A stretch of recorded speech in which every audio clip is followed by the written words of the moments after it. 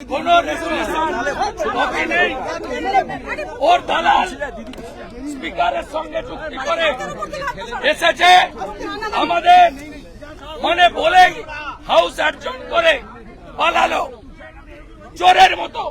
Cover 180টা কমিউনিটিকে OBC করেছে, 119টা মুসলমান। এ সরকার মুসলমানের সরকার, মুসলিম লীগের সরকার। এই সরকার মুখ্যমন্ত্রী যেভাবে হাইকোর্টকে মিথ্যা বলেছেন, কেস পেন্ডিং আছে, সুপ্রিম কোর্টে 15 জুলাই ডেট আছে। মিথ্যে স্টেটমেন্ট গুলো আমরা একটা কিছু বললে বলে সাবজুডিস।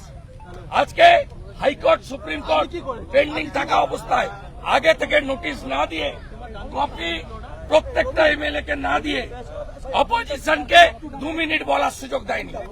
চোরের মতো চোর মমতা, চাকরি চোর মমতা, বালি চোর মমতা, গরু চোর মমতা, হিন্দু ওবিসিদের অধিকার চুরি করা মমতা বক্তব্য রেখেছে। স্পিকার কয়েক সেকেন্ডের মধ্যে অ্যাডজন করে পালিয়েছে। আমরা ছাড়বো না, এখানে লড়াই হবে, আইনি লড়াই হবে, হিন্দু ওবিসি অধিকার রক্ষার লড়াই রাস্তাতেও হবে। শুভেন্দু তো আজকে কোনো প্রস্তাবনাই ছিল না। কেউ জানে না, কোনো নোটিশ নেই, বলেছে পা করে পা ছুটে পালিয়েছে।